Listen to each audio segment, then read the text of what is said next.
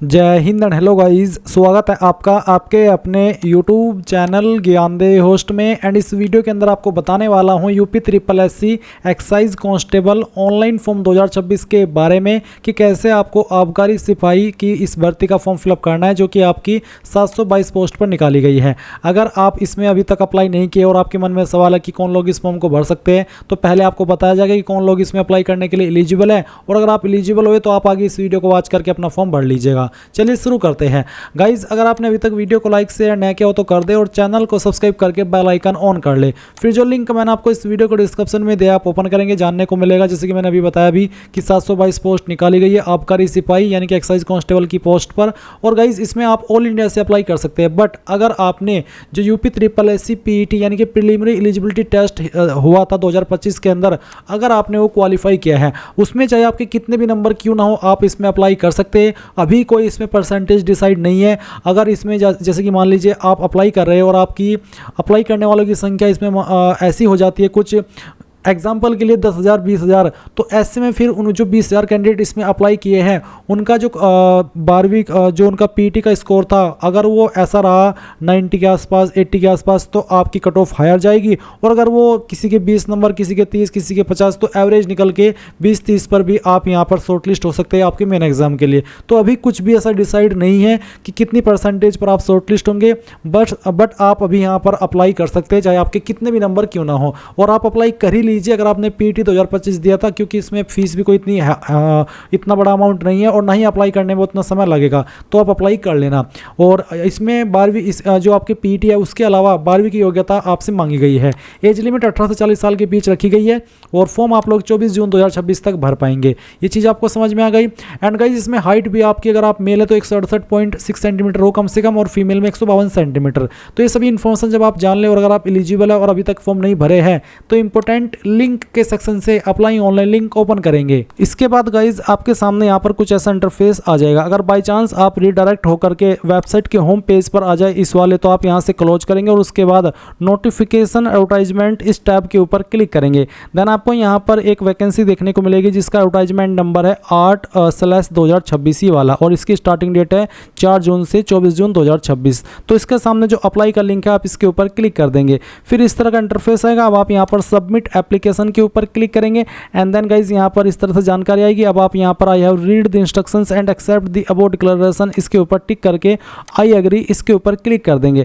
अब आता है आपका पीटी रजिस्ट्रेशन नंबर। मैं आपको बता दूं जो प्रोसेस मैंने यहाँ पर अभी आपको बताया, अगर आप ये प्रोसेस फॉलो करेंगे तो ही आप यहाँ पर सही तरीके वाला जो अप्लाई करने का प्रोसेस है उसके ऊपर आ जाएंगे। बहुत सारे कैंडिडेट पता नहीं कौन से लिंक का इस्तेमाल कर लेते हैं, फिर कहते हैं कि सर हम यहाँ पर अपना रजिस्ट्रेशन नंबर डाल रहे हैं, तो आता है कि अभी प्रोसेस स्टार्ट नहीं हुआ है। तो या तो आप कोई और सा रजिस्ट्रेशन नंबर डाल रहे हो, या फिर आप कुछ और जो प्रोसेस है उसको फॉलो किए हो। अगर जो प्रोसेस मैंने इस वीडियो के अंदर आपको बताया, ये प्रोसेस आप ऐसे ही फॉलो करेंगे, और आपका जो पीईटी का रजिस्ट्रेशन नंबर है, या तो वो आपको आपके सर्टिफिकेट के अंदर देखने को मिलेगा पीईटी वाले, या फिर पीईटी के एडमिट कार्ड के अंदर, वो आप यहाँ पर डालिए और गेट ओटीपी इसके ऊपर क्लिक कीजिए। अगर आपका रजिस्ट्रेशन नंबर सही हुआ तो आपके नंबर पर ओटीपी जाएगा, जो कि आपने फॉर्म भरते समय पीईटी का रजिस्टर किया था, वो ओटीपी आप यहाँ पर डालिएगा और वेरिफिकेशन कोड डाल करके क्लिक है टू प्रोसीड के ऊपर क्लिक कीजिएगा।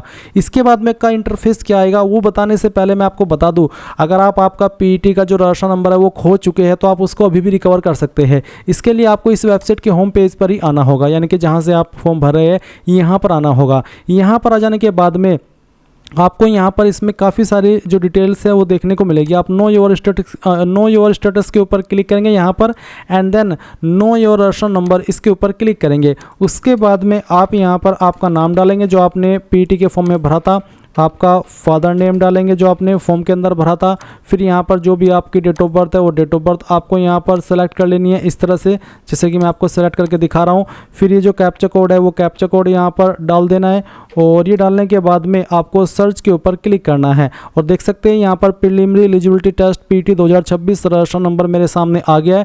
तो अगर आपका नंबर खो भी गया था, आप यहाँ पर उसको इस तरह से निकाल सकते हैं, और निकालने के बाद यहाँ पर डालेंगे जैसे कि मैंने अभी आपको बताया। और फिर जैसे ही ओटीपी OTP आ जाए वो यहाँ पर डाल करके वेरिफिकेशन कोड फिल करके क्लिक टू प्रोसीड इसके ऊपर क्लिक कर देंगे। अब गाइज आपने यहाँ पर जो इन्फॉर्मेशन PET 2025 के अंदर भरी थी वो सभी इन्फॉर्मेशन आप यहाँ पर फिल हुई देखेंगे। बस आपको यहाँ पर आपकी इस वैकेंसी का एडवर्टाइजमेंट नंबर और जो पोस्ट है वो देखने को मिलेगी। आप यहाँ पर इनमें से कोई भी जानकारी एडिट या चेंज नहीं कर पाएंगे और मुझे लगता है कि UPSSC को यहाँ पर मौका देना चाहिए था कि आप UPSSC PET की जो इन्फॉर्मेशन आपने भरी थी वो भी चेंज कर सकते हैं, क्योंकि गाइज बहुत सारे कैंडिडेट ने PET 2025 के अंदर गलती कर रखी है, किसी ने नाम के अंदर, किसी ने कैटेगरी के अंदर, तो वो अब यहाँ पर उसको चेंज नहीं कर सकते। तो अगर आपको ऐसा लगता है आप कमेंट के माध्यम से बताइएगा।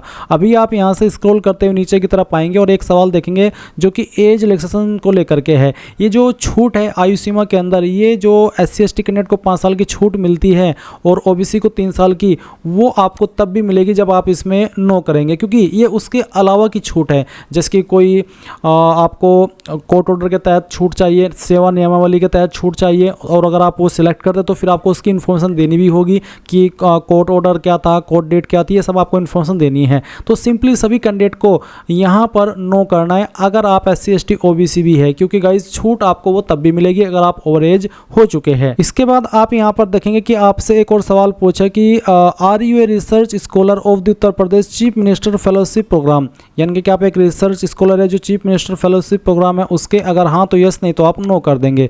अब यहाँ पर आपकी बेसिक एकेडमिक डिटेल है 10वीं 12वीं की, जो कि आपने PET के समय भर ली थी, तो वो आपको यहाँ पर देखने को मिलेगी। अब आपको यहाँ पर कहा है मेन क्वालिफिकेशन के बारे में, जो कि माध्यमिक शिक्षा परिषद उत्तर प्रदेश की इंटरमीडिएट या सरकार द्वारा उसके समकक्ष मान्यता प्राप्त कोई परीक्षा अवश्य उत्तीर्ण हो। यानी कि यहाँ पर आप 12वीं की इन्फॉर्मेशन देंगे। अगर आपने 10वीं की जगह पर डिप्लोमा किया है जो कि 12वीं के बराबर माना जाता है तो भी आप इसमें अप्लाई कर सकते हैं। आप यहाँ पर इस वाले सवाल में यस कर देना। यस करने के बाद में आपको बताना है कि आपने कौन से बोर्ड से आपकी जो 12वीं है वो की है, उसका नाम आपको यहाँ पर देना है। उसके बाद किस साल के अंदर आपने आपकी 12वीं फिल कर ली थी 12वीं पास, तो 12वीं का जो ईयर है वो आप सिलेक्ट कर लेंगे। वैसे 12वीं की इन्फॉर्मेशन आपने ऊपर भर रखी है, बट आपको अगेन यहाँ पर ये भरनी होगी। उसके बाद आपको यहाँ पर जो आपका 12वीं का सर्टिफिकेट नंबर है या तो वो देना है, या फिर जो 12वीं का रोल नंबर है वो देना है, या फिर जो 12वीं का रजिस्ट्रेशन नंबर है वो देना है। इनमें से कोई एक चीज़ आप दे देंगे, तीनों देना कंपलसरी नहीं है। और उसके बाद में मान लीजिए आप यहाँ पर दे रहे हैं 12वीं का सर्टिफिकेट नंबर, तो आपको बताना है कि 12वीं का सर्टिफिकेट किस डेट में जारी हुआ था। ये डेट आपको आपके सर्टिफिकेट के ऊपर देखने को मिल जाएगी।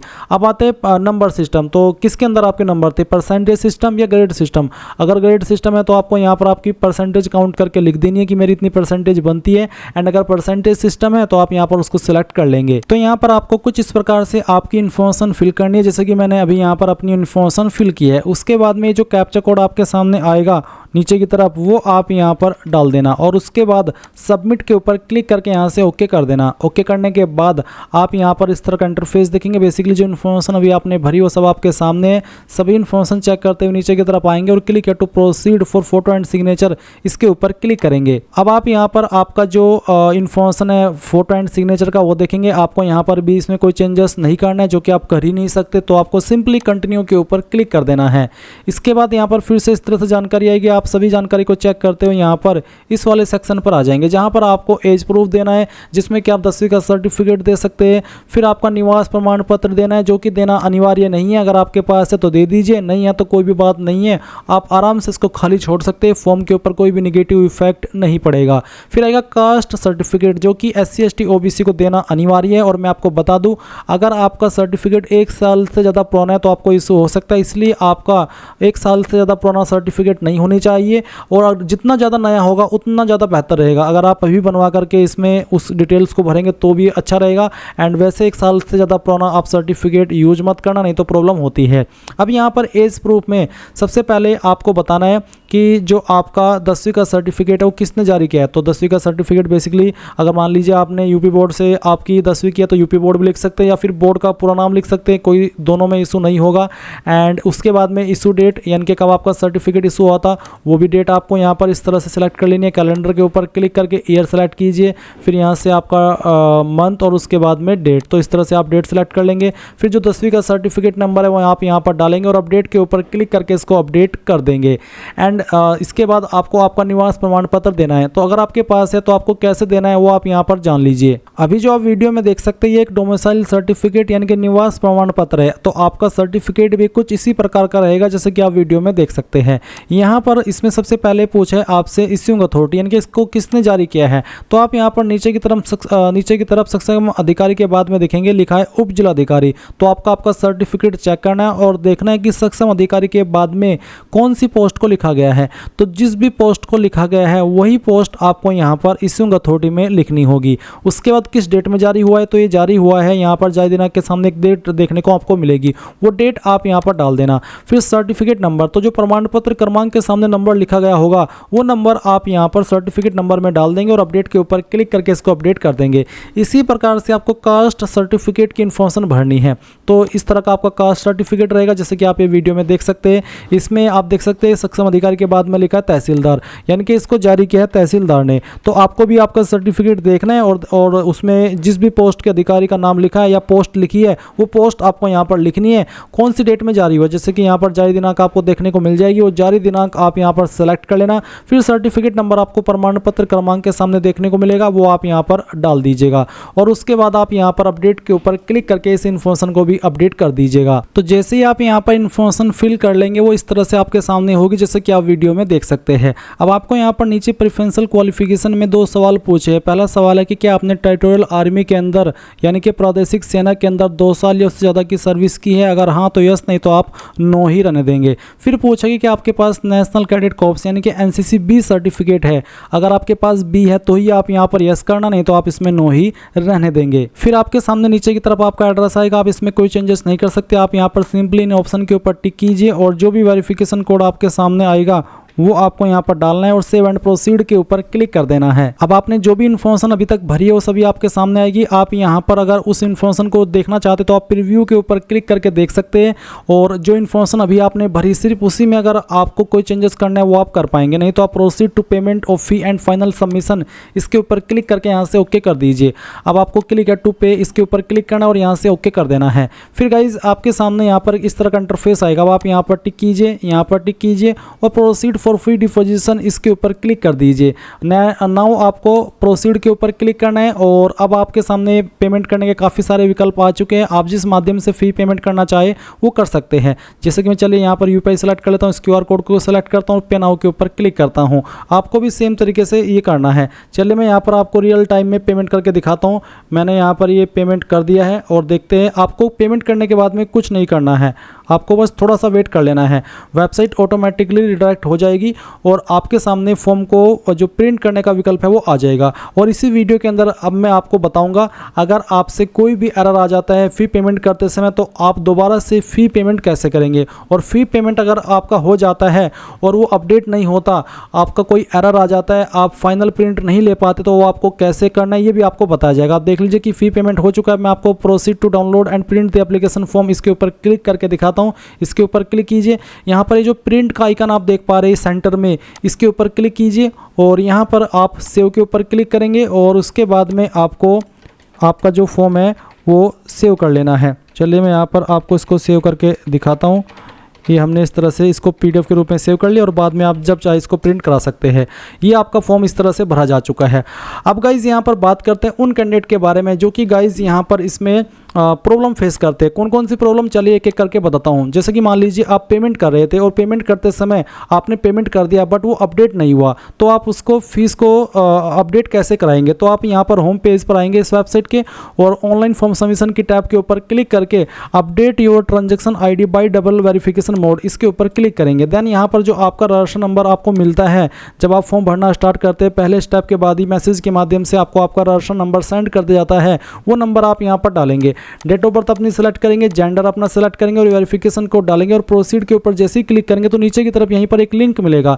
जैसे आप उस लिंक के ऊपर क्लिक करेंगे तो आपका जो पेमेंट है वो अपडेट हो जाएगा। अब ये तो ही पहली प्रॉब्लम। सेकंड प्रॉब्लम आती है कि जब आप फ़ी पेमेंट करते हैं तो वो एरर आ जाता है और आपका फ़ी पेमेंट नहीं हो पाता है। तो आप यहाँ पर इसी सेक्शन में एप्लीकेशन फ़ी डिपोजिशन इसके ऊपर क्लिक करेंगे और अगेन यहाँ पर रजिस्ट्रेशन नंबर डालेंगे, डेट ऑफ बर्थ आपका सेलेक्ट करेंगे, जेंडर अपना बताएंगे, फिर बताएंगे कि आप यूपी से हैं, अगर हाँ तो यस, और उसके बाद में आपकी कास्ट कैटेगरी कौन सी है वो आप बताएंगे और वेरिफिकेशन कोड डाल करके जैसे ही प्रोसीड करेंगे तो आपको पेमेंट के पेज पर ट्रांसफ़र किया जाएगा और आप अगेन अपना फ़ी पेमेंट कर सकते हैं। इसके बाद गाइज अगली प्रॉब्लम यहाँ पर आती है उन कैंडिडेट के बारे में, जैसे कि अब वो फ़ी पेमेंट तक पहुँच ही नहीं पाई, पहले ही कोई एरर आ गया और वो बीच में ही रह गई, तो वो आप अपना बाकी का फॉर्म कैसे भरेंगे। तो आपको यहीं पर रिमेनिंग डिटेल सबमिशन इसके ऊपर क्लिक करना है। इसके बाद आप यहाँ पर सेम तरीके से इन्फॉर्मेशन देंगे, अपना राशन नंबर, आपका डेट ऑफ बर्थ, आपका जेंडर, आपका डोमिसाइल आप यूपी से है या नहीं, और उसके बाद में कैटेगरी, और फिर वेरिफिकेशन कोड डाल करके प्रोसीड करेंगे। और जिस स्टेप पर आपको एरर आया था आपको उसी स्टेप पर सेंड किया जाएगा और आप यहाँ पर जो आपका बाकी का फॉर्म है वो कंप्लीट कर पाएंगे। इसके बाद गाइज बात आती है उन कैंडिडेट की जो कि प्रिंट नहीं ले पाते, तो आपको यहाँ पर इसी में प्रिंट डिटेल्ड एप्लीकेशन फॉर्म इसके ऊपर क्लिक करना है। सेम तरीके से अपना राशन नंबर यहाँ पर डालना है, डेट ऑफ बर्थ सेलेक्ट करना है, जेंडर बताना है, R E domicile of UP इसका आंसर करना है, यस नो में कैटेगरी सेलेक्ट करनी है और वेरिफिकेशन कोड डाल करके जैसे ही आप प्रोसीड करेंगे तो आपको लास्ट पेज पर सेंड किया जाएगा जहाँ से आप प्रिंट करते हो और आप अपने फॉर्म का जो प्रिंट है वो ले पाएंगे। इसके बाद आते हैं उन कैंडिडेट की जानकारी जो कि गाइज अपना फॉर्म भरते समय कोई गलती कर देते, चाहे वो गलती कोई सी भी हो। अभी जो आपने फॉर्म भरते समय गलती की है वही आप चेंज कर पाएंगे। अगर आपने पीटी में कोई गलती की थी वो चेंज नहीं होगी। अभी जो आपने फॉर्म भरा है उसी में आप यहाँ पर चेंजेस कर सकते हैं। और चेंजेस आपके कब तक चलेंगे वो मैं आपको बता दूँ। चेंजेस आपके बेसिकली चलेंगे, यहाँ पर डेट दी गई है 4 जून से लेकर के 1 जुलाई 2026 तक आप फॉर्म के अंदर मॉडिफिकेशन कर सकते हैं। यानी कि फॉर्म भरते ही अगर आप मॉडिफिकेशन करना चाहे कर सकते हैं और कोई चार्ज भी नहीं देना होगा। तो आप यहीं पर इसी में जैसे कि मैंने आपको बताया भी ऑनलाइन फॉर्म सबमिशन की टैब में देखेंगे मॉडिफाई सबमिटेड एप्लीकेशन, आप इसके ऊपर क्लिक करेंगे, अपना राशन नंबर डालेंगे, डेट ऑफ बर्थ आप यहाँ पर सेलेक्ट करेंगे, रजिस्टर्ड नंबर जो नंबर आपने रजिस्टर किया वो आप यहाँ पर डालेंगे, वेरिफिकेशन कोड डालेंगे और क्लिक या टू प्रोसीड के ऊपर जैसे ही क्लिक करेंगे तो आपके इस नंबर पर एक ओटीपी जाएगा। जैसे आप ओटीपी वेरीफाई कर देंगे तो आपके सामने सभी इन्फॉर्मेशन आ जाएगी जो कि अभी आपने भरी, और जो इन्फॉर्मेशन उसमें से आपको एडिट करनी है वो आप कर सकते हैं। तो इस तरह से गाइज आप यहाँ पर ये जो आपका फॉर्म है वो भर पाएंगे। मैंने सभी चीज़ें अच्छे से बता दी है, मैंने हर पॉइंट इसमें कवर किया है। अभी भी आपका कोई सवाल डाउट हो तो आप कमेंट के माध्यम से पूछ लीजिएगा। Thanks for watching. जय हिंद।